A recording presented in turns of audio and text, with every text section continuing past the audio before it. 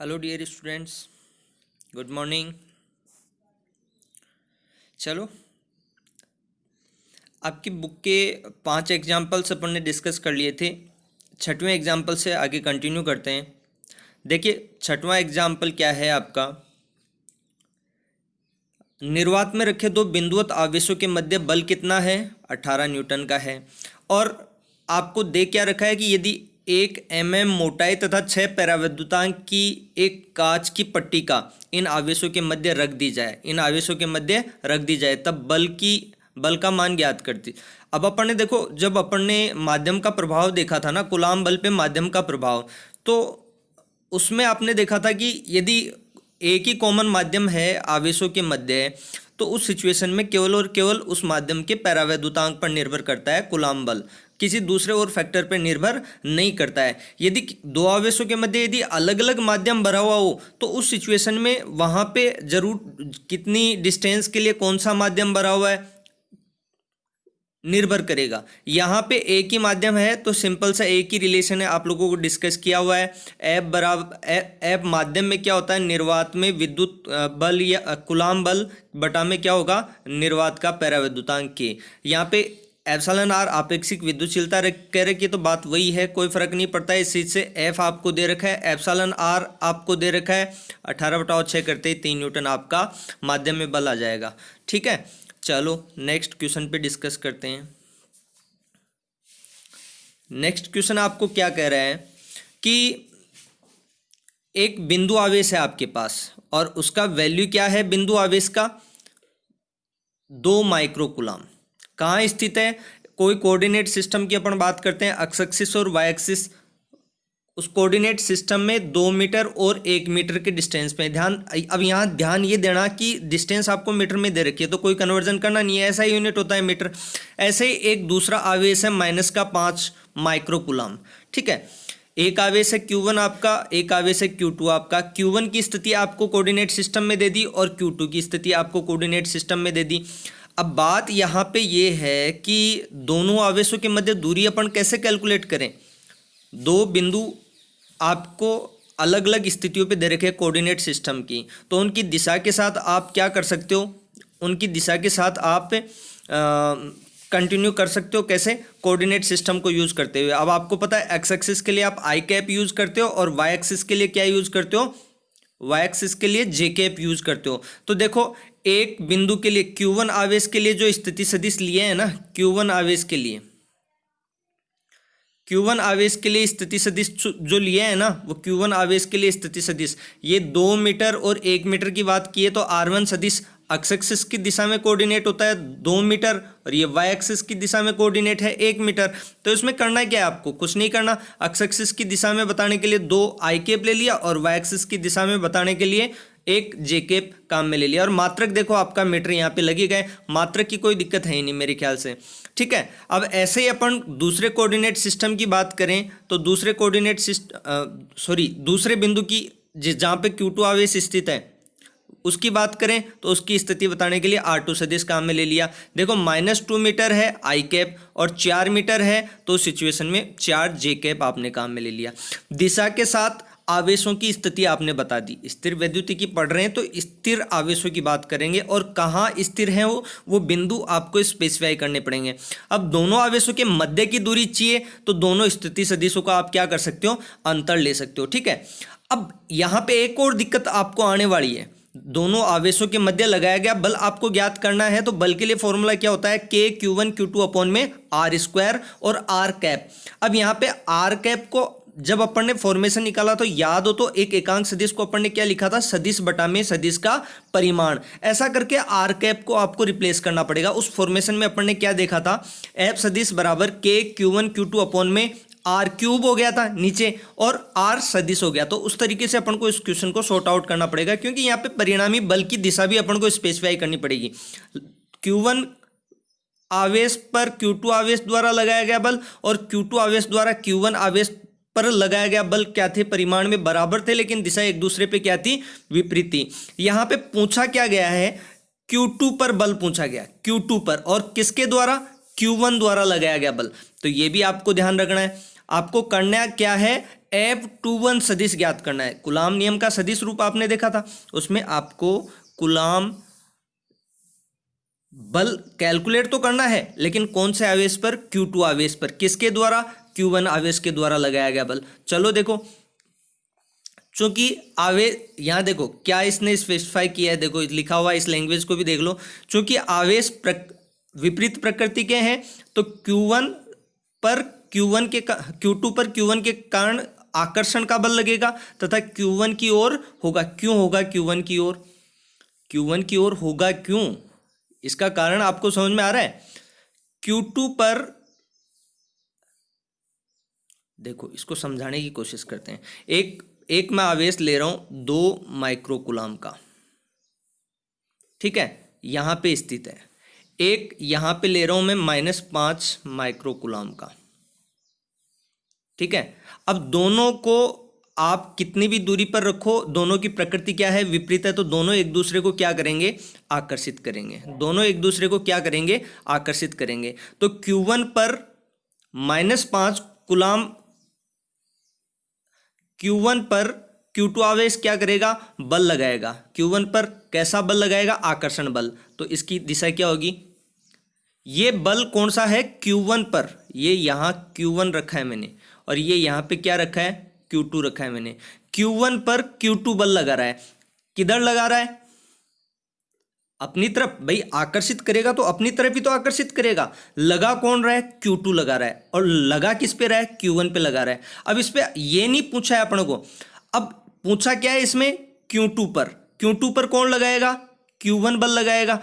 Q2 पर बल अपनी ओर आकर्षण का बल लगाएगा, तो कौन सी डायरेक्शन में लगाएगा? इसी डायरेक्शन में तो लगाएगा। तो बात मैं इसकी कर रहा हूं।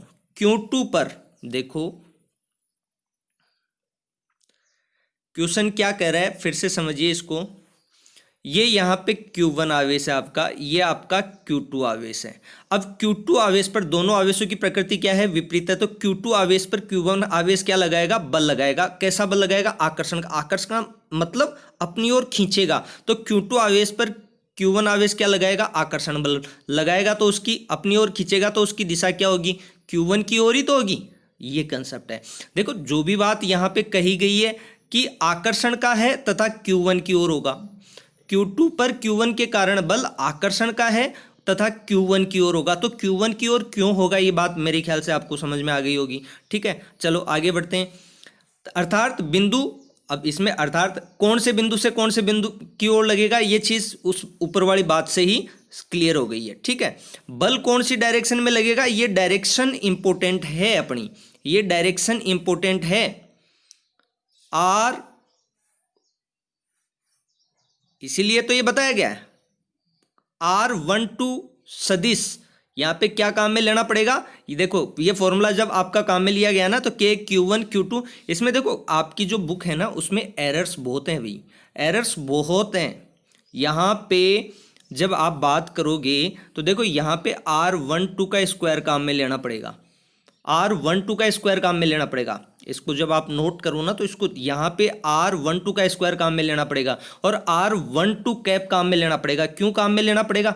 बल आप क्या याद कर रहे हो? F21 सदिश Q2 आवेश पर Q1 आवेश के द्वारा लगाया गया बल आप याद कर रहे हो।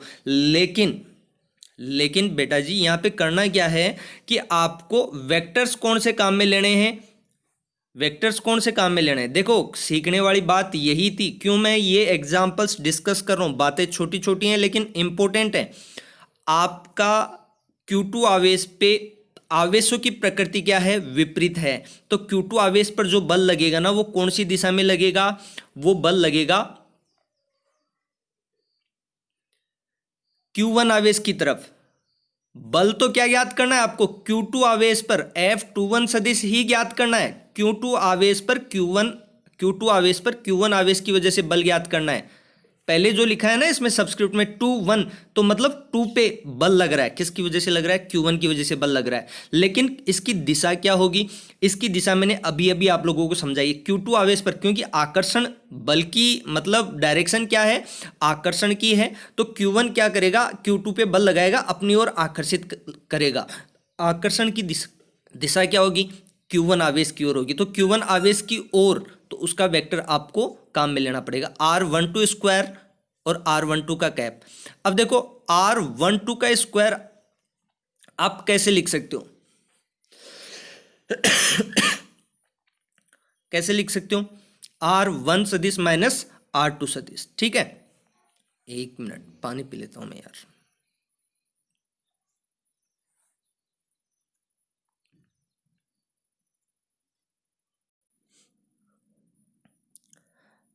Late come back to the point. क्या कह रहा था मैं यहाँ पे क्या था कि यहाँ पे R12 का स्क्वायर आपको लेना पड़ेगा। तो 12 का स्क्वायर आप कैसे कैलकुलेट कर सकते हो, आपके पास वेक्टर फॉर्म में ये सदिश का कंसेप्ट है, R1 सदिश माइनस R2 सदिश, उसका परिमाण लेना है और फिर उसका स्क्वायर है तो स्क्वायर तो करना ही पड़ेगा आपको, दिक्कत क्या है इसमें। और R12 का कैप, इसको आप क्या लिख सकते हो, R12 एकांक सदिश को क्या लिख सकते हो, सदिश बटा में सदिश का परिमाण। तो देखो इसको लिख के फिर क्या किया गया है, इसको लिख के क्या किया गया है, इसको R12 का सदिश बटा में R12 लिखा गया है। तो यहाँ पे देखो स्क्वायर की जगह क्या हो गया, क्यूब हो गया। और ये चीज़ मेरी समझाई हुई है, जब अपन फॉर्मेशंस निकालते हैं तो ये चीज़ मेरी आप लोगों को समझाई हुई है, तो इसमें ज़्यादा परेशान होने की जरूरत नहीं। यहाँ पे क्यूब क्यों किया, और यहाँ पे ये सदिश कहाँ से आ गया, यहाँ से R12 का कैप, इसको आप रिप्लेस करोगे तो R12 का सदिश बटा में क्या आएगा, R12 का सदिश बटा में क्या आएगा, R। तो यहाँ से R तो ये हो गया और R स्क्वायर पहले से है तो इसमें क्या हो जाएगा, R क्यूब हो जाएगा। तो यहाँ तो क्यूब हो गया और ये सदिश का फॉर्मेशन इधर रखा है। इसको जैसे अपन सॉर्ट आउट करेंगे ना, इसको अपन जैसे ही सॉर्ट आउट करेंगे ना तो क्या हो जाएगा, देखो ये निकल के आएगा विद डायरेक्शन निकल के आएगा, ये डायरेक्शन के साथ निकल के आएगा। आई होप आप लोगों को समझ में आ गया होगा। नहीं समझ में आया ना तो इस चीज़ के लिए एग्जाम्पल नंबर डाल के, जो भी एग्जाम्पल आपको नहीं समझ में आता है, आप जो रिव्यू देते हो ना, आप अपने इंस्टीट्यूट के ऐप में जैसे लॉगिन करते हो ना, नीचे जैसे फिजिक्स का लेक्चर आप खोल रहे हो, केमिस्ट्री का, तो उसमें नीचे क्या लेक्चर व्यू आपका या डाउट सेशन है, डाउट का जो पोर्शन है उसमें भी आप डाल सकते हो, सर इतने नंबर एग्जाम्पल फिर से डिस्कस कीजिए, तो वो एग्जाम्पल फिर से डिस्कस कर दूंगा मैं। ठीक है, तो इसमें ज़्यादा परेशान होने की जरूरत नहीं कि समझ में भी नहीं आया, सर ने समझा दिया, 2 बार देख लेना वीडियो, 3 बार देख लेना, समझ में आ जाएगा। फिर भी नहीं समझ में आता है तो आप डाउट सेशन में डाले जरूर कि एग्जाम्पल नंबर 1 फिर से डिस्कस कीजिए सर, मैं फिर से डिस्कस कर दूंगा। ठीक है, चलो अब आगे बढ़ते हैं, नेक्स्ट एग्जाम्पल देखते हैं।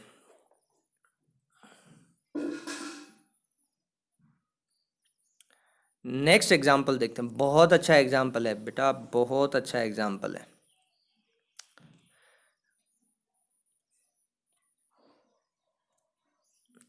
दो बिंदु,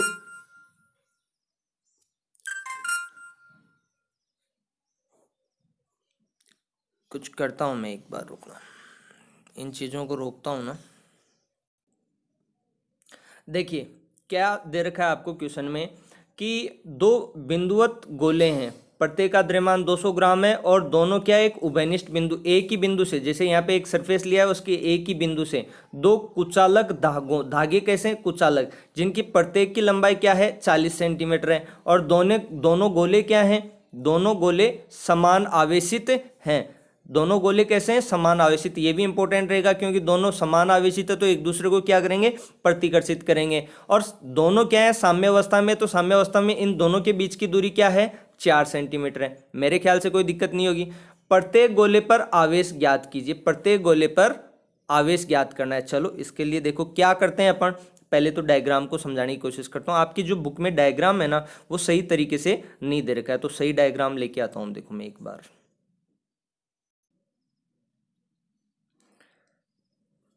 देखिए अब यहाँ पे आप देखिए, इसको अपन समझने की कोशिश करते हैं। चलो भाई आप भी इधर हो जाओ कि एक आवेश आपका है क्यों यहाँ पे, दूसरा बिंदुवत आवेश है क्यों यहाँ पे, दोनों की प्रकृति क्या है, समान है, तो ये क्यों और ये क्यों। ठीक है, अब यहाँ पे दोनों क्या है, कुचालक धागों से बंधे हुए हैं और दोनों क्या है, साम्य अवस्था में है। साम्य अवस्था में दोनों समान प्रकृति के हैं तो दोनों एक दूसरे को क्या करेंगे, एक दूसरे से दूर धकेलेंगे या एक दूसरे को क्या करेंगे, प्रतिकर्षित करेंगे। ठीक है, अब प्रतिकर्षण करेंगे तो किस तरीके से करेंगे, देखो प्रतिकर्षण, अब धागे हैं तो धागों में लटके हुए, तो ऑब्वियस सी बात है कि यदि m द्रव्यमान इस आवेश का है तो इस पे mg बल नीचे की तरफ वर्कआउट करेगा, इस पे mg बल नीचे की तरफ वर्कआउट करेगा। ठीक है, अब mg नीचे की तरफ वर्कआउट करेगा, दोनों एक दूसरे को प्रतिकर्षित कर रहे हैं, तो दोनों जो जिन धागों से आपने लटका रखा है उनमें क्या उत्पन्न होगा, टेंशन। तो इसमें भी टेंशन टी है और उसकी डायरेक्शन ऊपर की तरफ है, और इसमें भी टेंशन टी है और इसकी भी डायरेक्शन क्या है, ऊपर की तरफ है। अब यहाँ पे देखो ये एंगल से, क्यों, दोनों पर आवेश की मात्रा समान है, द्रव्यमान है एम एम, तो ये एंगल्स यहाँ पे क्या रहेंगे, सेम रहेंगे। तो इसका टी क्या होता है, तनाव, टेंशन क्या होता है, घटक। 11वीं क्लास में बहुत अच्छे से आपको समझाया जाता है। इसका जिस दिशा में कोण बनता है उस दिशा में घटक क्या होगा, टी कोस थीटा, और इसके लंबवत घटक क्या होगा, टी साइन थीटा। देखो ऐसे इसका आप घटक लोगे तो ये होगा टी कोस थीटा, और इधर क्या होगा, टी साइन थीटा। अब दोनों आवेशों में से किसी एक आवेश की अपन बात कर लेते हैं, दोनों आवेशों में से किसी एक आवेश की अपन क्या कर लेते हैं, बात कर लेते हैं। चलो इसी आवेश की बात कर लेते हैं। इसी आवेश पर देखो टी कोस थीटा ऊपर की तरफ है और एम जी किधर है, नीचे की तरफ है। ये एम जी किधर है, नीचे की तरफ है, तो दोनों एक दूसरे को बैलेंस करेंगे। भाई निकाय कैसा है आपका, साम्य अवस्था में, तो टी कोस थीटा काहे को बैलेंस करेगा, एम जी को बैलेंस करेगा। ऐसे ही टी साइन थीटा ये काहे को बैलेंस करेगा, एफ को बैलेंस करेगा। तो दो इक्वेशन अपने पास आ जाएंगी और इन दोनों ही इक्वेशन से अपनी चीजें क्या होंगी, आगे सॉल्व होंगी। देखो अब यहाँ पे एक और चीज और समझ लीजिए, ये एंगल यदि थीटा है यहाँ पे, तो ये एंगल भी क्या होगा, इधर वाला थीटा। ऐसे ये एंगल थीटा है तो इधर वाला ये एंगल भी क्या होगा, थीटा होगा। तो यहाँ पे एक समकोण त्रिभुज और बनेगा, और इस समकोण त्रिभुज में कोण के सामने वाला ये तो क्या होगा, लंब होगा, और ये क्या होगा, कर्ण आपके पास, क्योंकि इधर आपको 40 सेंटीमीटर की लंबाई दे रखी है और ये टोटल तो 4 सेंटीमीटर है, और ये कितनी हो जाएगी, 2 सेंटीमीटर हो जाएगी। तो इस समकोण त्रिभुज से आपको साइन रिलेशन और निकालना पड़ेगा, लाल बटाव कक्का फॉर्मूले से, लंब बटा में कर्ण के रूप में। ठीक है, चलो अब आते हैं, डायग्राम मैंने आपको पूरा समझा दिया है। बैलेंस किसको कौन करेगा, ये टी कोस थीटा बैलेंस करेगा एम जी को, और ये टी साइन थीटा इस डायरेक्शन में है तो ये बैलेंस करेगा एफ को। यदि इस आवेश की बजाय इस आवेश की बात कर रहे हैं तो इधर भी वही सेम निकाय है, तो दोनों में से एक डिस्कस कर लेते हैं। टी कोस थीटा बराबर एम जी हो जाएगा और टी साइन थीटा बराबर एफ हो जाएगा। ठीक है, इसी से अपनी चीजें सॉल्व होंगी। चलो अब इसके लिए अपन वापिस आते हैं अपनी जो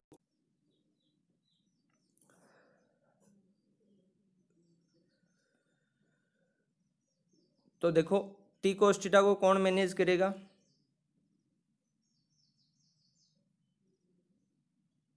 टी कोस थीटा को कौन मैनेज करेगा, एम जी मैनेज करेगा। ठीक है, टी कोस थीटा ऊपर की तरफ था, एम जी क्या नीचे की तरफ था, तो टी कोस थीटा को कौन मैनेज करेगा, एम जी मैनेज करेगा। और टी साइन थीटा को कौन मैनेज करेगा, ये मैनेज करेगा। ठीक है, एफ मैनेज करेगा। तो एफ क्या है, एफ क्या है, यहाँ पे भी क्यों आवेश है और यहाँ पे भी क्यों आवेश है, समान प्रकृति के आवेश मान लिए अपन ने, तो इस क्यों आवेश पर इस क्यों आवेश के द्वारा लगाया गया बल ही तो है ही एफ, तो ये आपने के क्यों स्क्वायर, दूरी आपने क्या ली है, डी ली है, तो के क्यों स्क्वायर बटा में क्या हो गया, डी स्क्वायर हो गया। ठीक है, चलो इसको आप आगे जब डिस्कस करोगे, सॉर्ट आउट करोगे, तो यहाँ पे इसको समीकरण 1 कह दो। ठीक है, इसको समीकरण 2 कह दो, समीकरण 2 में 1 का भाग दे दो। तो जैसे आप भाग देने की बात करोगे तो क्या हो जाएगा, भाग देने की बात करोगे तो ये टेन थीटा हो जाएगा। अब दूसरी चीज़ ये है कि चूंकि यहाँ पे ये 40 सेंटीमीटर है और ये क्या है आपका 4 सेंटीमीटर है, तो यहाँ पे आधा हो जाएगा, ये 2 सेंटीमीटर हो जाएगा। तो 40 सेंटीमीटर के कंपैरिजन में 2 सेंटीमीटर क्या है, बहुत कम है। तो उस वजह से यहाँ पे क्या कहा गया है, उस वजह से कहा गया है कि टेन थीटा लगभग बराबर होगा, कहीं के टेन थीटा लगभग बराबर होगा साइन थीटा के। टेन साइन थीटा का रिलेशन क्या होता है, साइन थीटा का रिलेशन होता है लाल बटाव कक्का से लंब बटाव कर्ण। तो यहाँ पे लंब तो क्या हो गया, डी/2 हो गया। यहाँ पे क्यों हो गया, कारण भी देख लो, क्योंकि ये यहाँ का कोण, भाई अपन परपेंडिकुलर डाल रहे हैं इस तरीके से, ये परपेंडिकुलर डाल रहे हैं, तो ये कोण थीटा है, ये कोण थीटा है, तो ये क्या होगा एल लंब, और ये क्या होगा कर्ण होगा। ठीक है, तो इस सिचुएशन में यहाँ पे क्या किया है, डी/2 बटा में क्या किया है, डी/2 बटा में क्या किया है, एल किया है। डी/2 का मान 2 है और इसका एल का मान 40 सेंटीमीटर है, तो 1/20 आ गया। अब एक और चीज़ यहाँ पे सर सेंटीमीटर में दे रखा है, तो देखो सेंटीमीटर से सेंटीमीटर क्या हो जाएगा, कट जाएगा। सेंटीमीटर से सेंटीमीटर कट जाए तो इस मात्रक की कोई वैल्यू नहीं है। आप मीटर में कन्वर्ट करके भी रखोगे तो क्या होगा, कट जाएगा वो। अब बाकी इस फॉर्मूले से आपको यहाँ से क्यों का मान निकाला है, क्यों क्या हो जाएगा, ये अंडर के अंदर वैल्यू निकाल के इसको सॉल्व करोगे तो क्या आएगा, 4/3 10⁻⁷ कूलम। ठीक है, अब नेक्स्ट क्वेश्चन डिस्कस करते हैं। देखो नेक्स्ट क्वेश्चन देख लीजिए, इसमें क्या कह रहा है बंदा, आपके पास दो आवेश हैं, एक 9e आवेश है और एक 4e आवेश है। ठीक है, बिंदु आवेश हैं दोनों और परस्पर एक दूसरे से r दूरी पर स्थित हैं। एक अन्य आवेश Q दोनों आवेशों को मिलाने वाली रेखा पर, एक अन्य आवेश Q दोनों आवेशों को मिलाने वाली रेखा पर कहाँ रखें कि वह संतुलन अवस्था में हो, कि वह संतुलन अवस्था में। तो इसके लिए क्या किया है, देखो देखने वाली बात यह है कि ए बिंदु पर अपन ने 9e आवेश रख लिया और बी बिंदु पर अपन ने 4e आवेश रख लिया और दोनों के बीच में दूरी अपन ने क्या बता दी, r दूरी बता दी। अब यहाँ पे इन दोनों आवेशों को मिलाने वाली इस रेखा पर कहाँ अपन ने क्यों आवेश रख लिया है और ये क्यों आवेश यहाँ से 9e आवेश से कितनी दूरी पर है, अक्स दूरी पर है। तो यहाँ से बची हुई दूरी क्या हो जाएगी, r माइनस एक्स। अब ये चीज़ें आपने समझ ली तो अब देखो बल के कंसेप्ट और देख लो।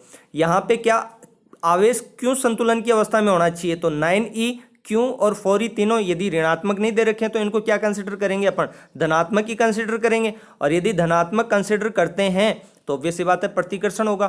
तो 9e आवेश क्यों आवेश पर क्या करेगा, प्रतिकर्षण बल लगाएगा। कितना बल लगाएगा, F मान लिया अपन ने, F सदिश लगाएगा। इसी तरीके से 4e आवेश भी क्या करेगा, क्यों आवेश पर क्या लगाएगा, प्रतिकर्षण बल लगाएगा। वो मान लिया अपन ने F डैश, लेकिन उसकी डायरेक्शन क्या होगी, ये होगी। दोनों देखो आवेश क्यों पर एक दूसरे के विपरीत दिशा में लग रहे हैं तो इन दोनों का परिणामी क्या होना चाहिए, 0 होना चाहिए। यही तो यहाँ कहा हुआ है, F सदिश प्लस F डैश सदिश बराबर 0।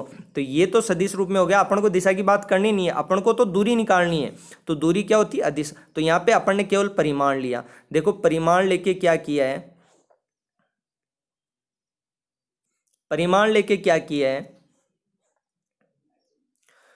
परिमाण लेके आपने दोनों बलों को बराबर कर दिया। अब यहाँ पे ये कैसे आया, देखो ये 9e है, ये क्यू पर आवेश लगा रहा है तो दो आवेश क्या बल लगता है, के Q1 Q2 बटा में r स्क्वायर। दूरी यहाँ पे अक्स है तो के क्यू 9e बटा में एक्स स्क्वायर। यहाँ पे बराबर में क्या है, F डैश। तो F डैश क्या है, 4e आवेश बल लग रहा है किस पे, क्यों आवेश पे बल लगा रहा है। तो के क्यों 4e बटा में दूरी क्या है यहाँ पे, r माइनस एक्स। तो दूरी काम में ले ली और इसको सॉल्व कर लिया। r का मान क्या निकल के आ गया, 3/5 r। मतलब क्या है, ये अक्स यहाँ पे ये है, अक्स क्या है यहाँ पे, अक्स यहाँ पे ये है। तो इस वजह से बिंदु ए से दूरी कितनी है, 3/5 r। r की वैल्यू अपन को देने रखी थी तो r की टर्म्स में दूरी निकल के आएगी। बिंदु ए से कितनी दूरी पे, 3/5 r दूरी पे क्या रखा हुआ है, क्यों आवेश रखा हुआ है। तो ये काय की अवस्था, संतुलन की अवस्था में रहेगा। ठीक है, नेक्स्ट क्वेश्चन को डिस्कस करते हैं। वही साम्यावस्था का कंसेप्ट है लेकिन किस तरीके से वो देखो। नेक्स्ट क्वेश्चन क्या है, दो क्यों परिमाण के बिंदु आवेश हैं परस्पर r दूरी पर रखे हुए हैं, उनके मध्य बिंदु पर क्यों परिमाण का तीसरा आवेश रखा जाता है। तो तीसरा आवेश रखा है, स्मॉल क्यों है, ये कैपिटल क्यों है। यहां देखना इसका मान, क्यू का मान पूछा है और प्रकृति पूछी है जब निकाय अधिकतम संतुलन की अवस्था में रहो। अभी देखो निकाय के लिए कहा है कि निकाय संतुलन अवस्था में हो। ऊपर वाले क्वेश्चन में क्या कहा था कि जो आवेश आप क्यों रख रहे हो ना वो संतुलन की अवस्था में हो। तो यहां थोड़ा सा कंसेप्ट अपन को शिफ्ट करना पड़ेगा। जो क्यों पे अपन ने ऑपरेशन लगाया था ना वो या तो इस क्यों आवेश पे लगा लो या फिर इस क्यों आवेश पे लगा लो, क्योंकि ये क्यों है और ये क्यों है, परिमाण समान है और दोनों मध्य बिंदु पर है। देखो क्या कह रखा है, उनके मध्य बिंदु पर क्या कह रखा है, देखो इस क्वेश्चन में यहां देखो उनके मध्य बिंदु पर क्यों परिमाण का तीसरा आवेश रखा हुआ है। तो यहाँ पे ये क्यों आवेश है मध्य बिंदु पर रखा हुआ है। तो ये दूरी r, इससे ये दूरी r और इसकी वजह से लगने वाला बल और इसकी वजह से लगने वाला बल भी बराबर रहेगा क्योंकि क्यों और क्यों दोनों बराबर हैं। तो ये तो ऑब्वियस सी बात है कि ये क्यों आवेश, स्मॉल क्यों आवेश है ना, ये स्मॉल क्यों आवेश, ये तो ऑटोमेटिकली संतुलन अवस्था में रहेगा। ठीक है, लेकिन अब ये क्या कर रहा है, इंपॉर्टेंट चीज ये है निकाय अधिकतम संतुलन अवस्था में होनी चाहिए। तो उस सिचुएशन में आपको एक कंसेप्ट आपका शिफ्ट करना पड़ेगा। निकाय के संतुलन अवस्था को बताने के लिए आपको बताना पड़ेगा कि ये भी संतुलन अवस्था में रहेगा और ये भी संतुलन अवस्था में रहेगा। तो आपने जो परिणामी बल लगाया है ना, जैसे किसी एक के लिए बात कर लो, बिंदु बी पर स्थित जो आवेश है ना इस पे बल लगेगा, इसकी वजह से भी बल लगेगा और इसकी वजह से भी बल लगेगा। तो दोनों की वजह से लगने वाला बल इस पे परिणामी क्या होना चाहिए, 0 होना चाहिए। मतलब ये संतुलन अवस्था में रहेगा। और जैसे ये करोगे आपको स्मॉल क्यू का मान प्राप्त हो जाएगा। अब मध्य बिंदु के लिए क्या है, दोनों के बीच में दूरी r बताइए और मध्य बिंदु पर इसको रख रखा है, तो इधर r/2 होगी और इधर r/2 होगी। अब साथ में डायरेक्शन के लिए अपन ने ऊपर वाले क्वेश्चन में भी देखा है, क्या देखा था अपन ने कि ये प्रकृति क्या है, क्यों क्यों क्यों, ऑब्वियस सी बात है कि प्रतिकर्षण तो लगने वाला है। ठीक है, अब देखो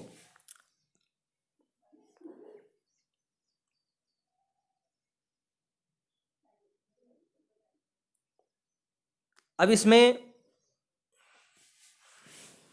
वही सिचुएशन बनाने के लिए देखो इसमें क्या कह रहा है ये कि क्यों आवेश मध्य बिंदु पर रखा है, अतः आवेशों क्यों की सममित स्थितियों के कारण इस पर परिणामी बल सदैव शून्य रहेगा, परंतु संपूर्ण निकाय के संतुलन के लिए आवश्यक क्या है कि ए व बी पर स्थित आवेश जो क्यों है, बिंदु ए पर और बिंदु बी पर जो क्यों आवेश है ना, उन पर भी परिणामी बल क्या होना चाहिए, शून्य होना चाहिए। अतः बी पर स्थित आवेश क्यों के लिए संतुलन की अवस्था क्या होगी, बी पर स्थित आवेश के लिए, यहाँ पे बी पर स्थित आवेश के लिए बात कर रहे हैं, इसके लिए तो इस पर इसकी वजह से लगने वाला बल और इसकी वजह से लगने वाला बल क्या होना चाहिए, संतुलन में होना चाहिए। अब एफ ए सदिश की डायरेक्शन ये क्यों क्या करेगा, इसको क्या करेगा, प्रतिकर्षित करेगा। ठीक है, अब ये बल इधर लग रहा है तो ऑब्वियस सी बात है इस क्यों आवेश की वजह से बल किधर लगना चाहिए, इधर बल लग रहा है कैपिटल।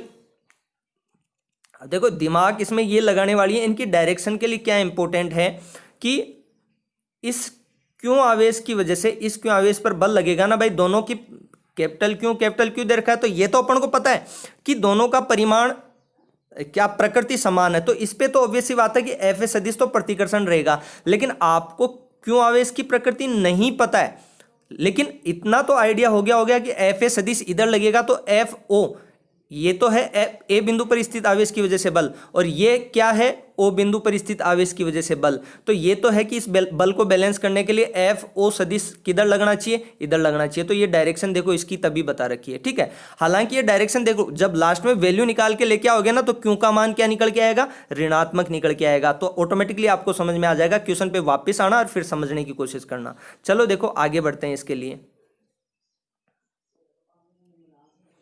आगे बढ़ते हैं।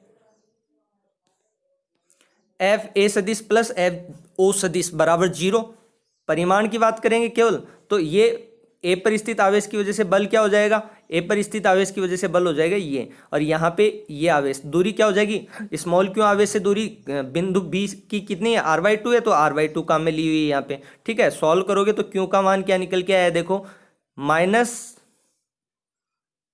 कैपिटल क्यू बटा में 4। देखो स्मॉल क्यू का वैल्यू क्या निकल के आया, ऋणात्मक निकल के आया। तो अपन ने जो डायरेक्शन ली थी यहाँ पे देखो, यहाँ पे यदि ऋणात्मक आवेश स्थित है, यहाँ पे क्या है माइनस क्यू आवेश स्थित है, तो उस सिचुएशन में इसकी आकर्षण बल की दिशा होगी, माइनस क्यू आवेश क्या करेगा, माइनस क्यू आवेश क्या करेगा, इस कैपिटल क्यू आवेश पर बल लगाएगा, आकर्षण का बल लगाएगा, और इसकी डायरेक्शन ये रहेगी। आई होप आप लोगों को समझ में आ गया होगा। चलो आगे वाले क्वेश्चन के लिए डिस्कस करते हैं।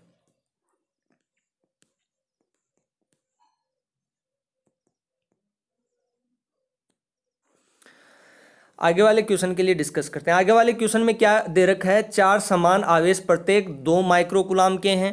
प्रत्येक चारों आवेश कैसे हैं, 2 माइक्रोकूलाम के। देखो इस क्वेश्चन को आप समझोगे तो आगे वाले क्वेश्चंस को इनफाइनाइट तक लेके जाएगा, एक्सटेंड करेगा, इसी क्वेश्चन को एक्सटेंड करेगा, एक ही कंसेप्ट को। तो देखो इसको अच्छे से समझ लेना।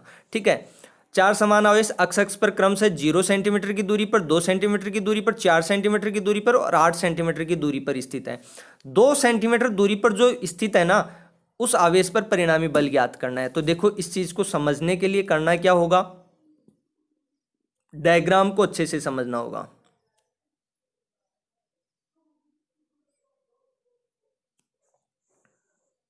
इसको थोड़ा सा और जूम कर देता हूं मैं, ताकि समझने में आसानी रहे। अब देखो ये तो लिया हुआ है आपका मूल बिंदु O, फिर मूल बिंदु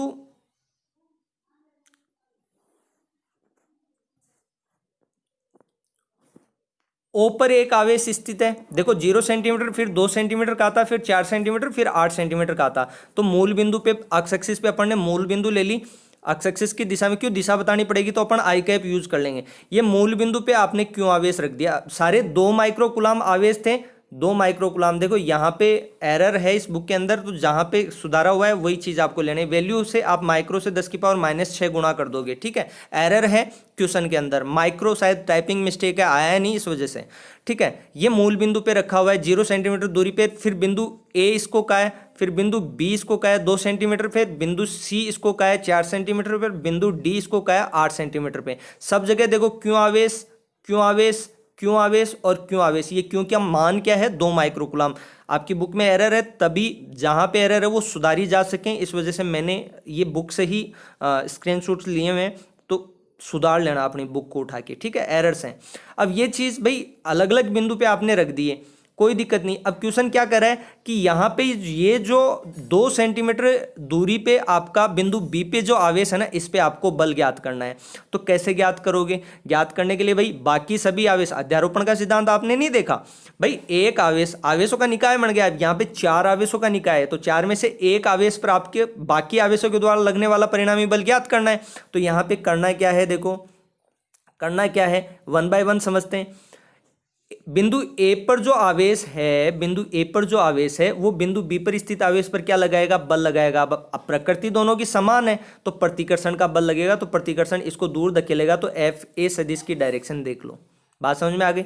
चलो अब दूसरे आवेश की बात करते हैं। साथ में यहाँ पे दूरी देखो 2 सेंटीमीटर, भाई ये ए आवेश, यहाँ पे दूरी भी तो अपन को काम में लेनी पड़ेगी ना, सेंटीमीटर में तो मीटर में कन्वर्ट करना पड़ेगा। यहाँ बटा में रेशियो में आके सेंटीमीटर नहीं कटेगा, तो सेंटीमीटर को मीटर में कन्वर्ट करना पड़ेगा। तो यहाँ ये आवेश कितना है, 2 सेंटीमीटर दूरी पर है, ठीक है। अब इस आवेश पे बिंदु सी पर स्थित आवेश भी बल लगाएगा, लगाएगा कि नहीं लगाएगा? आवेशों की प्रकृति समान है, तो बल की प्रकृति क्या होगी, प्रतिकर्षण होगी। तो यहाँ पे एफ सी सदिश की डायरेक्शन देख लो, क्या है, इस डायरेक्शन में है, ठीक है। चलो जिस डायरेक्शन में, उस डायरेक्शन का एकांक सदिश अपन काम में लेंगे। यदि इस डायरेक्शन में है तो आई कैप काम में लेंगे, और इसके अपोजिट डायरेक्शन में है तो माइनस आई कैप काम में लेंगे। ये इसी वजह से समझाना इंपॉर्टेंट है, दिशा इंपॉर्टेंट है, सदिश के लिए दिशा इंपॉर्टेंट है। तीसरा देखो, अब यहाँ पे ये दूरी क्या है, यहाँ पे दूरी ये 2 सेंटीमीटर पे तो था ही, 2 सेंटीमीटर तो था ही, और ये 4 सेंटीमीटर, यहाँ पे ये दूरी भी क्या होगी, 2 सेंटीमीटर ही रहेगी, सी और बी के बीच की दूरी, ठीक है। अब नेक्स्ट अपन बात करते हैं कि बिंदु बी पर स्थित आवेश पर क्या बिंदु डी पर स्थित आवेश भी बल लगाएगा, लेकिन दूरी यहाँ की क्या होगी, 2 से लेके 8, यहाँ पे 6 सेंटीमीटर दूरी हो जाएगी। और एफ डी की डायरेक्शन क्या होगी, देखो ये एफ डी की डायरेक्शन यहाँ बता रखी है। 2 बल तो आपके एफ सी और एफ डी तो क्या है, माइनस आई कैप की डायरेक्शन में है, और ये आपका आई कैप की डायरेक्शन में। तो एकांक सदिश आप यूज करोगे तो इसको देखना। अब इसको वापस कर देता हूं मैं,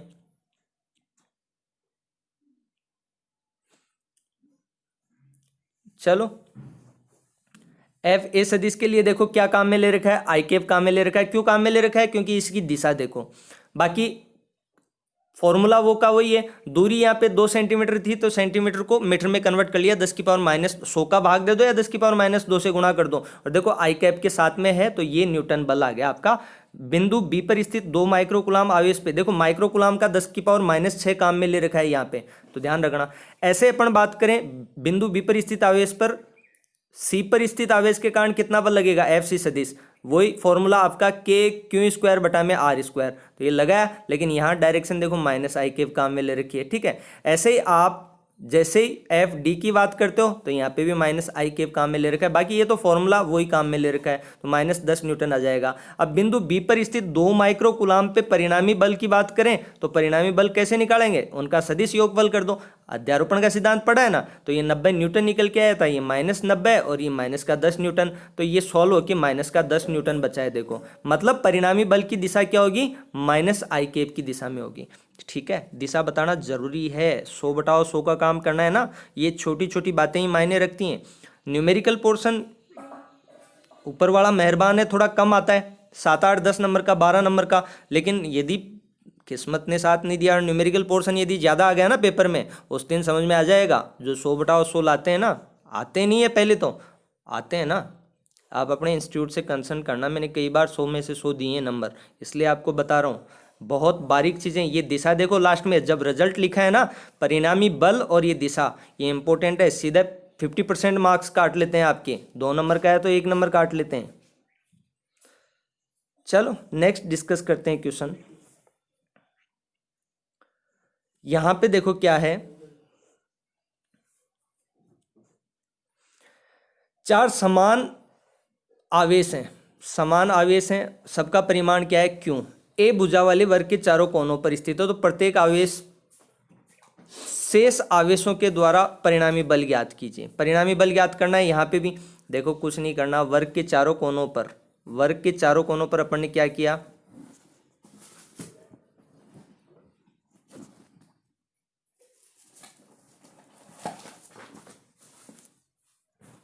वर्ग के चारों कोनों पर क्यों आवेश रखा हुआ है।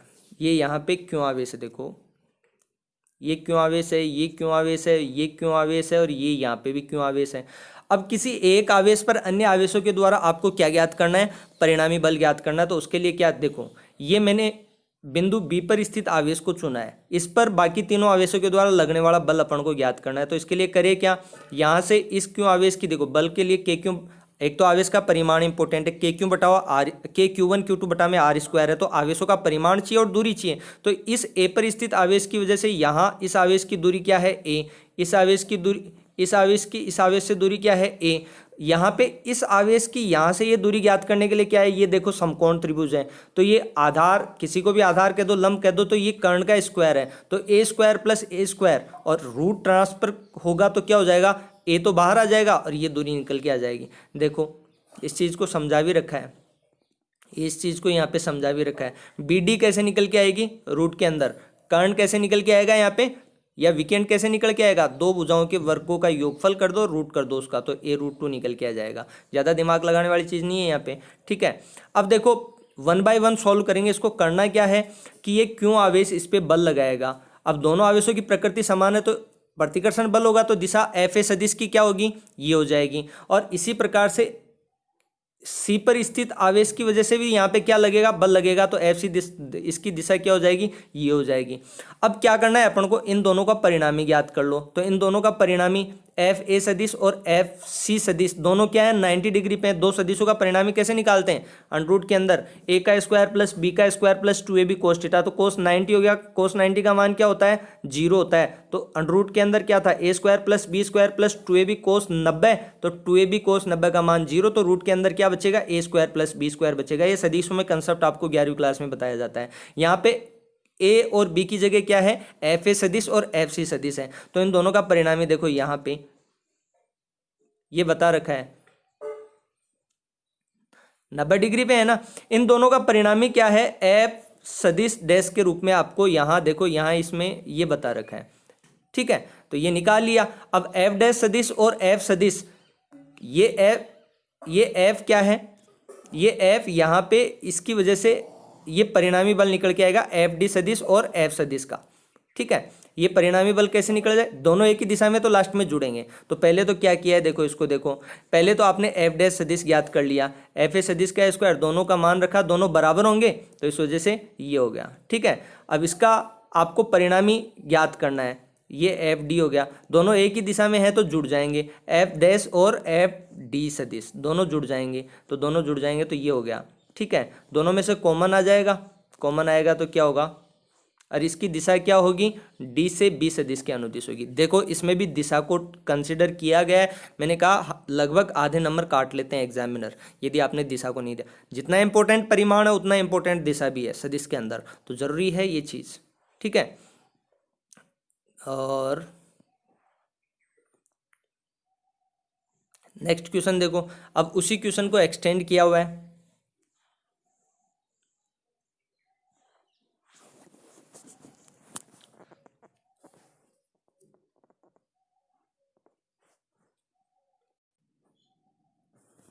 चलो ये 13th क्वेश्चन देखो, 4 माइक्रोकुलाम के अनंत आवेश अक्ष पर क्रम से 1 मीटर 2 मीटर, उसी क्वेश्चन को एक्सटेंड किया है, 4 मीटर 8 मीटर डैश डैश रखे हुए। इन आवेशों के कारण मूल बिंदु पर आपने कितना आवेश रखा है, मूल बिंदु पे 1, बाकी जो आवेश हैं सब 4 माइक्रोकुलाम के हैं, और यहाँ पे मूल बिंदु पे क्या रखा है, 1 कुलाम आवेश रखा है। एक बार इसको चेक कर लो, एक ही काम में लिया हुआ है क्या,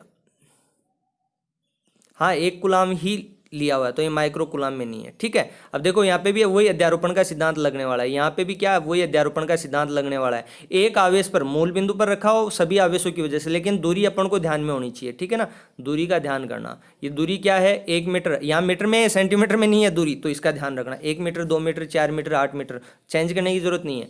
यहाँ पे जितने भी अनंत आवेश है ना, सबके लिए क्या दे रखा है, सबके लिए। अब इस डायग्राम को थोड़ा सा समझने के लिए इसको क्या कर लेता हूं मैं, जूम कर लेते हैं भाई, दिक्कत क्या है।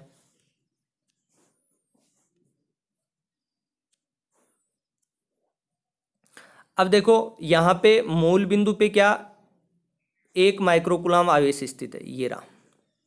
इससे 1 सेंटीमीटर दूरी पे Q1 आवेश स्थित है, 2 सेंटीमीटर दूरी पे ये आवेश स्थित है, फिर 4 सेंटीमीटर पे ये आवेश स्थित है, फिर 8 सेंटीमीटर पे ये आवेश स्थित है।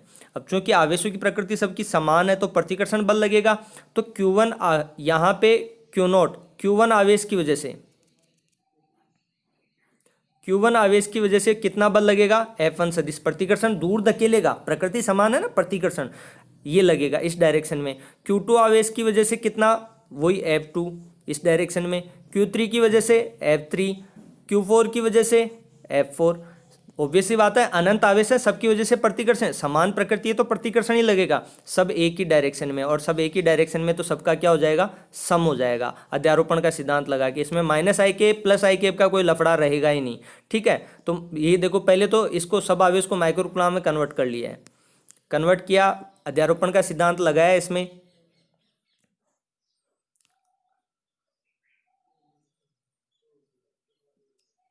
अध्यारोपण का सिद्धांत लगाया तो ये इनफाइनाइट तक हो गया। क्यों नोट आवेश का है, एक कूलाम आवेश को क्या कहा है, Q0 का है, तो सब में देखो Q0 है, एक आवेश क्या है, Q0 है सब में, तो Q0 को कॉमन ले लो, सब में बाकी Q भी समान ही है, तो Q0 को काम में ले लिया। डायरेक्शन बताने के लिए -i काम में लिया है। ठीक है, तो कॉमन ले लेंगे इन सब चीज़ों को, कॉमन लेंगे तो क्या होगा, देखो कॉमन ले लेंगे तो क्या होगा, ब्रैकेट के अंदर इनकी वैल्यू रख देंगे, वैल्यू रखने के बाद क्या होगा, गुणोत्तर श्रेणी है ये, बड़े ब्रैकेट के अंदर ये क्या है, गुणोत्तर श्रेणी है, ये क्या है, गुणोत्तर श्रेणी बन गई, जिसका प्रथम पद तो क्या है, a बराबर 1, एक में एक का भाग दोगे तो a, और सारा अनुपात क्या निकल के आएगा, 1/4। तो एक गुणोत्तर श्रेणी में अनंत पदों का योगफल ज्ञात करने का फॉर्मूला सिंपल सा होता है, कुछ नहीं करना, देखो सिंपल सा फॉर्मूला है, इस तरीके से ये कैलकुलेट करते हैं।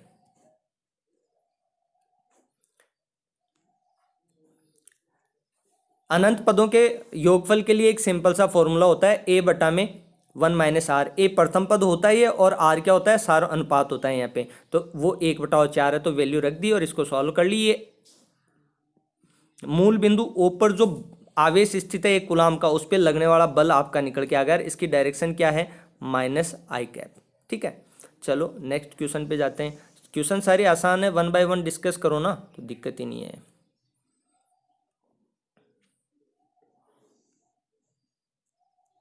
अब इसको देखो, तेल की एक बूंद 12 इलेक्ट्रॉनों के बराबर, तेल की एक बूंद लिए, उस पर 12 इलेक्ट्रॉनों के बराबर क्या है, आवेश है, और ये आवेश क्या है, एक विद्युत क्षेत्र में, विद्युत क्षेत्र का मान दे रखा है ये 2.55 × 10⁴ न्यूटन बटा में कूलाम, ये क्या दे रखा है, विद्युत क्षेत्र दे रखा है, देखो डायग्राम में दे रखा है। ठीक है, संतुलन अवस्था में, संतुलन अवस्था में मतलब F बराबर Q ई सदिश होना चाहिए। संतुलन अवस्था का मतलब क्या है, संतुलन अवस्था का मतलब क्या है, बैलेंस होना चाहिए ना, F बराबर Q ई सदिश। ठीक है, वही कंसेप्ट अपना यहाँ पे काम में आएगा। यदि तेल का घनत्व आपको दे रखा है तो तेल की बूंद की त्रिज्या ज्ञात करो। देखो बहुत आसान कंसेप्ट है, बहुत आसान कंसेप्ट है, बढ़ते हैं आगे। देखो यहाँ ये विद्युत क्षेत्र अधोमुखी दिखा रखा है, ऊर्ध्वाधर नीचे की ओर दिखा रखा है। ई सदिश की डायरेक्शन क्या है, ई सदिश की डायरेक्शन, ई सदिश की डायरेक्शन क्या है, नीचे की तरफ, और ये आवेश क्या है, क्यों आवेश है, तो ये नीचे की ओर गिर रहा है। आवेश का तेल की बूंद पर है तो द्रव्यमान मान लो कि m द्रव्यमान है, तो mg बल किधर लग रहा है, mg बल किधर लग रहा है, mg बल नीचे की तरफ लग ही रहा है। ठीक है, तो विद्युत क्षेत्र की वजह से उसको संतुलित करने के लिए कितना बल लगेगा, F बराबर क्यू ई बल, उसकी डायरेक्शन क्या होगी, ऊपर की तरफ रहेगी। संतुलन अवस्था में mg बराबर क्या होगा, क्यू ई हो जाएगा, F बराबर क्यू ई, नीचे एफ बराबर एम जी, दोनों बैलेंस हो जाएंगे तो एम जी बराबर क्या हो गया, क्यू ई। अब द्रव्यमान का मान निकाल लो। क्यू का मान आपको पता है 12 इलेक्ट्रॉनों के बराबर आवेश है, देखो 12, तो एन का मान 12 है, क्यू बराबर एन ई, 12 ई आप ले सकते हो, कोई दिक्कत नहीं है। और द्रव्यमान के लिए क्या होता है, आयतन गुणा घनत्व। तेल की बूंद का आयतन गोलाकार होती है, तो गोलाकार के लिए 4/3 पाई आर क्यूब, ठीक है। और घनत्व आपको दे रखा है, उसको आपने रो मान लिया। रिप्लेस करोगे तो यहाँ पे क्या होगा, जैसे आप रिप्लेस करोगे इनको तो ये फॉर्मेशन आ गई आपके पास। और फॉर्मेशन आने के बाद क्या होगा, आप आर का मान निकाल लो, सारी वैल्यूज रख दो, आर का मान निकल के आ जाएगा। सॉल्व करना है, मैथमेटिकल कुछ भी नहीं है इस क्वेश्चन में। अब इसी क्वेश्चन को थोड़ा सा और एक्सटेंड किया है। क्या एक्सटेंड किया है, देखो क्या एक्सटेंड किया है। कोई इलेक्ट्रॉन है इतने परिमाण के विद्युत क्षेत्र में, एक समान विद्युत क्षेत्र में, विद्युत क्षेत्र का मात्रक क्या होता है आपको पता है ना, न्यूटन पर कूलाम। तो ये ई दे रखा है आपको, 1.5 सेंटीमीटर दूरी तक गिरता है। अब गिरेगा तो ये आपको वही गति के समीकरण काम में लेके क्वेश्चन सॉल्व करना पड़ेगा। क्षेत्र का परिमाण समान रखते, चलो इसको सॉल्व करेंगे, टी का मान निकाल लेंगे। क्षेत्र का परिमाण समान रखते हुए इसकी दिशा उल्टी कर दी जाए। विद्युत क्षेत्र का परिमाण तो वही रखना है, उसकी दिशा उल्टी कर देंगे अपन। अब कोई प्रोटॉन उस क्षेत्र में उतनी ही दूरी तक गिरा है, पहले इलेक्ट्रॉन गिर रहा है फिर प्रोटॉन गिर रहा है, दोनों स्थितियों में गिरने में लगे समय की गणना कीजिए। समय आपका गति के दूसरे समीकरण को काम में लेंगे। देखो यहाँ पे गति का दूसरा समीकरण होता है ना, एस बराबर U T plus half A T square. तो यहाँ पे गिरेगा मतलब प्रारंभिक वेग इसका u तो क्या हो जाएगा, 0 हो जाएगा। तो s बराबर यू टी तो 0 हो जाएगा, 1/2 जी टी स्क्वायर बचेगा, ठीक है। चलो देखते हैं, पहली स्थिति में अपना इलेक्ट्रॉन गिर रहा है, ठीक है। तो पहली स्थिति में अपन ने क्या लिया है, नीचे की तरफ गिर रहा है, इलेक्ट्रॉन है ऋणात्मक है। देखो विद्युत क्षेत्र ऊपर की तरफ क्यों लिया है, इसका भी कारण है, इसका भी कारण है। क्या कारण है, इलेक्ट्रॉन ऋणावेशित कण है, और ऋणावेशित कण पर जो बल लगता है ना विद्युत क्षेत्र की वजह से, वो विद्युत क्षेत्र के विपरीत दिशा में लगता है, ठीक है। तो इसी वजह से अब विद्युत क्षेत्र की वजह से, विद्युत क्षेत्र आपने ऊपर की तरफ लिया है, देखो ये ऊपर की तरफ विद्युत क्षेत्र की डायरेक्शन बताई है एरोज के द्वारा, और इलेक्ट्रॉन आपका नीचे की तरफ, तो ये नीचे की तरफ गिरेगा तो एम जी,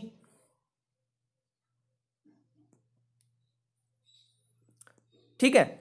अब u बराबर 0 से गिर रहा है तो उस सिचुएशन में आपको क्या करना है, एफ बराबर क्यों ही होता है, तो यहाँ पे क्यों की जगह क्या है ई, तो इसको बैलेंस करेंगे तो एफ बराबर क्या होगा, देखो एफ बराबर ई कैपिटल ई, एफ बराबर क्यों की जगह क्या है, इलेक्ट्रॉन है, तो क्यों की जगह ई यूज किया है, एफ ई, इलेक्ट्रॉन पर बल क्या होगा, ई कैपिटल ई, ठीक है। तो यहाँ से एफ को क्या लिख सकते हो, एम ए, तो एस ए ई इलेक्ट्रॉन का त्वरण क्या निकल के आ जाएगा, एफ ई अपॉन में एम ई, कोई दिक्कत नहीं है। चलो इसमें थोड़ा सा गति का समीकरण काम में लिया हुआ है, एस बराबर U T plus half A T square, यहाँ पे एस बराबर U T plus half A T square यहाँ पे काम में लिया हो, तो यू तो क्या है 0 है, तो 1/2 त्वरण आपको दे रखा है ए ई टी स्क्वायर, तो इसको काम में लेके टी का मान निकाल लेंगे। ये इलेक्ट्रॉन को गिरने में 1.5 सेंटीमीटर, गिरने में 1.5 सेंटीमीटर दे रखा है मेरे ख्याल से, तो उसको आपने यहाँ क्या काई में कर लिया, मीटर में कन्वर्ट कर लिया है, ठीक है। तो ये समय निकल के आ जाएगा। अब उल्टा कर दो, विद्युत क्षेत्र की दिशा बदल दो, विद्युत क्षेत्र की दिशा बदलोगे तो नीचे की तरफ कर दिया। अब विद्युत क्षेत्र की दिशा बदल के नीचे की तरफ किया है, इलेक्ट्रॉन नीचे की तरफ गिरेगा, स्वतंत्र रूप से गिरेगा।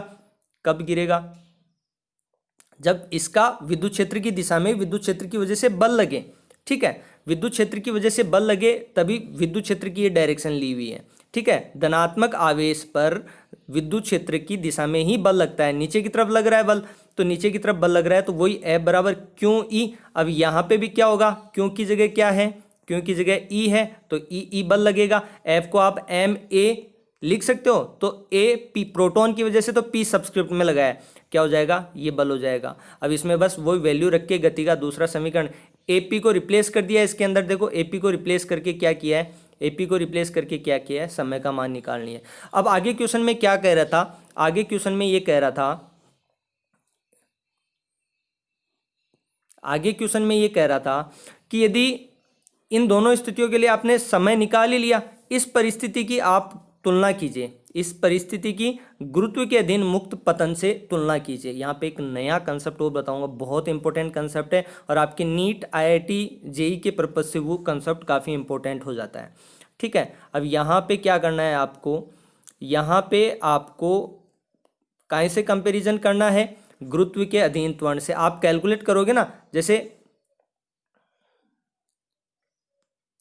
क्या कह रहा है देखो, ये दोनों अवस्था में त्वरण जो आप निकालोगे ना, इलेक्ट्रॉन का त्वरण और प्रोटॉन का त्वरण, वो गुरुत्वीय त्वरण जी की तुलना में, गुरुत्वीय त्वरण जी तो क्या होता है 10 मीटर पर सेकंड स्क्वायर, और जब ये प्रोटॉन का त्वरण निकालो या फिर इलेक्ट्रॉन का त्वरण निकालो, जैसे उदाहरण के लिए प्रोटॉन का त्वरण निकाल रखा है तो इसको सोल्व करोगे तो क्या हो रहा है देखो, 10 की पावर 12 मीटर पर सेकंड स्क्वायर आ रहा है, 10 की पावर 12 मीटर पर सेकंड स्क्वायर आ रहा है। गुरुत्वीय त्वरण क्या होता है 10 मीटर पर सेकंड स्क्वायर, और ये क्या निकल के आ रहा है 10 की पावर 12 मीटर पर सेकंड स्क्वायर। तो इसका मतलब क्या है, ये प्रोटॉन का जो त्वरण उत्पन्न हो रहा है वो गुरुत्वीय त्वरण के लगभग कितना गुना बड़ा है, 10 की पावर 11 गुना बड़ा है। और इलेक्ट्रॉन का त्वरण निकल के आएगा ना तो ये लगभग 183 गुना अधिक निकल के आएगा। मतलब इसी वजह से तो गुरुत्व के अधीन जो त्वरण लग रहा है ना जी, उसको अपन नगण्य मान लेते हैं। ठीक है, ध्यान रखना, गुरुत्व के अधीन मुक्त, ये इंपॉर्टेंट कंसेप्ट है। गुरुत्व के अधीन मुक्त पतन में लगने वाला समय क्या होगा, टी बराबर √ के अंदर 2h अपॉन में जी। ये 11th क्लास का कंसेप्ट है, लेकिन गौर करने वाली बात ये है कि ये कण के द्रव्यमान पर निर्भर नहीं करता है। नीट ले लो, आप IIT JEE ले लो, उनके पर्पज से काफ़ी इंपॉर्टेंट कंसेप्ट ये हो जाता है। ठीक है ना, गुरुत्व के अधीन मुक्त पतन हो रहा है, कोई कण गिर रहा है गुरुत्व के अधीन, तो वो समय कितना लेगा, √ के अंदर 2h अपॉन में जी। ध्यान रखने वाली बात यह है कि ये समय है ना, ये कण के द्रव्यमान पे निर्भर नहीं करता है। जबकि यहाँ आप देखोगे ना तो यहाँ पे कण का द्रव्यमान यूज हो रहा है। यहाँ देखो इस फॉर्मूले में प्रोटॉन है तो प्रोटॉन का द्रव्यमान यूज हो रहा है, और यहाँ पे इलेक्ट्रॉन है तो इलेक्ट्रॉन का द्रव्यमान यूज हो रहा है। ठीक है, m है मास ऑफ इलेक्ट्रॉन, कितना होता है इलेक्ट्रॉन का द्रव्यमान 9.1 गुणा 10 की पावर -31 kg। ठीक है, चलो अब नेक्स्ट क्वेश्चन को डिस्कस कर लेते हैं। नेक्स्ट क्वेश्चन क्या कह रहा है कि एक 5 गुणा 10 की पावर -4 कूलाम आवेश पर कितना बल लग रहा है, इतना बल लग रहा है। तो विद्युत क्षेत्र की तीव्रता F बराबर क्या होता है, क्यू ई। F बराबर क्या होता है, क्यू ई। तो यहां से विद्युत क्षेत्र तीव्रता क्या हो जाएगी, E बराबर F बटा में क्यू। यही तो है, दोनों दे रखे हैं मान, फॉर्मूले में काम में लेना है, दिक्कत क्या है, आसान सा क्वेश्चन है। नेक्स्ट क्वेश्चन देखो, इस क्वेश्चन को भी आप अच्छे से समझोगे तो कोऑर्डिनेट सिस्टम आपको आना चाहिए ना। निर्देशांक तंत्र में कौन सा आवेश कहाँ रखा हुआ है बताते हैं तो 2 बिंदु बताते हैं, एक x अक्ष का बिंदु बताते हैं, एक y अक्ष का। चलो क्या कह रहा है देखो, क्वेश्चन ये कह रहा है कि एक आयताकार निर्देशांक पद्धति में 2 बिंदु धन आवेश हैं, दोनों का आवेश कितना है 10 की पावर -8 कूलाम है। एक तो बिंदु पर कहाँ, x अक्ष का बिंदु ये दे रखा है, y अक्ष का मतलब 0.1, पे, ये यहाँ पे आपका पॉइंट है भाई, ये यहाँ पे जो आपका ले रखा है ना, ये क्या है, ये गलत लिखा हुआ है, आपकी बुक में एरर है, इसको सुधार लीजिए। ये क्या है 0.1 मीटर, 0, y एक्सिस का कोऑर्डिनेट 0 है, और इधर भी ये गलत लिखा हुआ है, ये क्या है बिंदु 0. ये तो माइनस में है इधर, और ये क्या है 0.1, ये तो, और ये 0.1, 0। ये इस तरीके से कोऑर्डिनेट सिस्टम सुधार लीजिएगा इसको। ठीक है, दोनों आवेशों के, अब यहाँ पे फर्स्ट केस में क्या है, मूल बिंदु पर स्थित है ना, तब आपको इस पे परिणामी बल ज्ञात करना है। तो मूल बिंदु पे है तो देखो दोनों का परिणामी आवेश परिमाण क्या है, इधर समान है, तो यहाँ पे विद्युत क्षेत्र क्या होना चाहिए, पृथक पृथक विद्युत क्षेत्र क्या होगा, बराबर और विपरीत दिशा में तो परिणामी विद्युत क्षेत्र क्या होगा, 0 होगा। विद्युत क्षेत्र कैलकुलेट करना है ना। अब इसी तरीके से यहाँ पे बी बिंदु पर दिखाया है, बी बिंदु पर आपको क्या लेना है, बी बिंदु पर दूसरा बी के अंदर देखो बे पार्ट में एक्स की स्थिति, बिंदु पी की स्थिति क्या लेनी है 0.2 मीटर, और वाई बराबर 0 लेना है। तो उस सिचुएशन में आपको क्या करना है, देखो डायग्राम में देखो, यहाँ पे ये यहाँ पे पॉइंट है भाई 0.1, यहाँ पे भी क्या है 0.1 है। ठीक है, यहाँ पे भी क्या है 0.2 है। ठीक है, अब यहाँ पे बिंदु पी पर आपको विद्युत क्षेत्र ज्ञात करना है। क्यों आवेश की वजह से विद्युत क्षेत्र क्या होगा, क्यों आवेश की वजह से, और इस क्यों आवेश की वजह से यहाँ से इसकी दूरी क्या होगी 0.2 और 0.1, 0.3 हो जाएगी। तो 0.3 का स्क्वायर काम में लेना है आपको। ठीक है, ये देखो 0.3 का स्क्वायर 0.09 हो गया, और यहाँ पे इसकी दूरी क्या है 0.01, तो 0.01 आ जाएगा। 0.1 का स्क्वायर करोगे तो 0.01 आ जाएगा, और परिणामी आप ज्ञात कर लेना। ये कंसेप्ट सिमिलर है। थर्ड केस में आपको सी में क्या कह रखा है, सी में क्या कर रखा है, सी में स्थिति क्या ले रखी है, अक्ष तो 0 और वाई क्या ले रखा है 0.1 मीटर, मतलब ये वाई एक्स पे चला गया बिंदु। ठीक है, तो वाई एक्स पे जाएगा तो वैसा ही कंसेप्ट अपन को काम में लेना है। ये लो, ये आ गया। अब देखो यहाँ पे समझना, क्वेश्चन निरक्षीय स्थिति पे अपन काम में लिए थे ना, तो दिशा अपन ने बताई थी। यहाँ पे ये आवेश भी क्यों है और ये आवेश भी क्यों है, तो दोनों की वजह से जो विद्युत क्षेत्र की दिशा होगी ना, इसकी वजह से भी विद्युत क्षेत्र की दिशा क्या होगी, ये होगी, और इसकी वजह से भी विद्युत क्षेत्र की दिशा क्या होगी, ये होगी, और इसके घटक इसी तरीके से टूटेंगे। अब देखो इसका घटक तोड़ा है, E1 सदिश का घटक तोड़ा है, तो E1 cos थीटा इधर टूटा और E1 sin थीटा इधर टूटा है। ठीक है, ऐसे ही इसका E2 का घटक तोड़ा है, तो थीटा कोण ये रहेगा, ये थीटा कोण है, तो ये थीटा कोण है, तो E1 cos थीटा घटक तो इधर और E2 cos थीटा इधर ऊपर की तरफ, दोनों E1 sin थीटा और E2 sin थीटा दोनों एक ही दिशा में है, तो जुड़ जाएंगे परिणामी देने के लिए। और E1 cos थीटा और E2 cos थीटा क्या है, विपरीत दिशा में, तो एक दूसरे को क्या कर देंगे, निरस्त कर देंगे। क्योंकि ये दूरी यहाँ पे, क्योंकि इस आवेश की वजह से ये दूरी और क्योंकि इस आवेश की वजह से ये दूरी दोनों क्या है, बराबर हैं, तो क्यों आवेश की वजह से E1 और इस क्यों आवेश की वजह से E2 परिमाण में क्या रहेंगे, बराबर रहेंगे, तो E1 cos थीटा को E2 cos थीटा निरस्त कर देगा, जबकि ये दोनों एक ही दिशा में है तो दोनों जुड़ जाएंगे। ठीक है, परिणामी विद्युत क्षेत्र आ जाएगा आपका। ये लो, क्या दिक्कत है। अब यहाँ पे गौर करने वाली बात यह है कि ये एंगल कहाँ से लेके आओगे आप, एंगल क्या है भैया, यहाँ पे ये दूरी क्या है 0.1, यहाँ पे ये दूरी भी क्या है 0.1, और ये दूरी भी क्या है 0.1। ठीक है, कर्ण आप निकाल सकते हो, सिमिलर है, तो ये थीटा 45 डिग्री का हो जाएगा, ये 45 डिग्री का हो जाएगा, तो एंगल आपको मिल जाएगा sin 45 का मान काम में लेना है। ठीक है, सॉल्व हो जाएगा आराम से। निरक्षीय रेखा पे आपको कैलकुलेट करना बताया हुआ है। नेक्स्ट क्वेश्चन देखिए, ये तो NaCl Na plus Cl minus Q into 2A करना है भाई, Q इंटू 2A द्विध्रुव आघूर्ण का फॉर्मूला आपको बताया हुआ है, Q इंटू 2A करना है। करना क्या है, Q आपको दे रखा है और 2A आपको दे रखा है। ठीक है, ये 1.28 एमस्ट्रॉन्ग है ना, एमस्ट्रॉन्ग को मीटर में कन्वर्ट करना पड़ेगा, तो 10 की पावर -10 से आप गुणा कर देंगे। हो गया क्वेश्चन सॉल्व। कुछ तो बहुत आसान है और ऐसे ही क्वेश्चन एग्जाम में आते हैं। अब यहाँ पे क्या करना है, अक्षीय और निरक्षीय स्थिति पे विद्युत क्षेत्र तीव्रता पूछिए। अक्षीय स्थिति में और निरक्षीय स्थिति में विद्युत क्षेत्र तीव्रता पूछिए आपको दो आवेश दे रखे हैं, ये माइक्रो कूलम आवेश है भाई, ये यहाँ पे म्यू लिखा हुआ नहीं है, आपकी बुक में एरर है। ठीक है, सुधार कर लेना। इसको माइक्रो कूलम को सॉल्व किया तो 10 की पावर -6 से गुणा कर दिया है। ठीक है ना, 1 सेंटीमीटर है, मीटर में कन्वर्ट करना पड़ेगा, तो 10 की पावर -10 मीटर हो जाएगा। ये 2A का वैल्यू दे रखा है। ठीक है, Q इंटू 2A आप पहले निकाल लोगे। क्यों, निरक्षीय अक्षीय स्थिति या निरक्षीय स्थिति के फॉर्मूले में क्या होता है, अक्षीय स्थिति पे 2kp बटा में r³ होता है और निरक्षीय स्थिति पे kp बटा में r³, तो p आपको निकालना पड़ेगा ना, तो 2A आपको दे रखा है। ठीक है, आपके पास सारी चीज़ें, दूरी आपको दे रखी है 0.30 मीटर आपको दे रखी है, दोनों आवेशों के मध्य की दूरी। ठीक है, तो देखो फॉर्मूला काम में लिया हुआ, अक्षीय स्थिति में ये फॉर्मूला काम में लिया है, वैल्यू रखी, निकल के आ गया। और निरक्षीय स्थिति पे क्या होगा, निरक्षीय स्थिति पे देखो, निरक्षीय स्थिति में kp बटा में, इसको आपको k ही काम में लेना है, k की वैल्यू आसानी से याद रहती है, 9 × 10 की पावर 9। ठीक है, ये आपको दे रखा है, ये दूरी आपको दे रखी है, दिक्कत क्या है। ठीक है, चलो ये क्वेश्चन हो गए आपके, एग्जाम्पल्स आज कंप्लीट हो गए। कल पार्ट के पीछे के जो आंकिक क्वेश्चन है ना, उनको डिस्कस करेंगे। यदि कहीं आपको क्वेश्चन या दिक्कत आ रही है ना, तो उसको आप डाउट सेशन में जरूर डालें, वो एग्जाम्पल या वो क्वेश्चन मैं फिर से डिस्कस कर दूंगा क्लास के अंदर, कोई दिक्कत नहीं है। ठीक है, ओके, थैंक यू। आज वैसे भी क्लास काफ़ी बड़ी हो गई, आपको बोरिंग तो लगेगी, लेकिन क्या करें, न्यूमेरिकल पोर्शन में मज़ा बहुत आता है, आपको भी आना चाहिए यदि फॉर्मूले सही तरीके से याद हैं।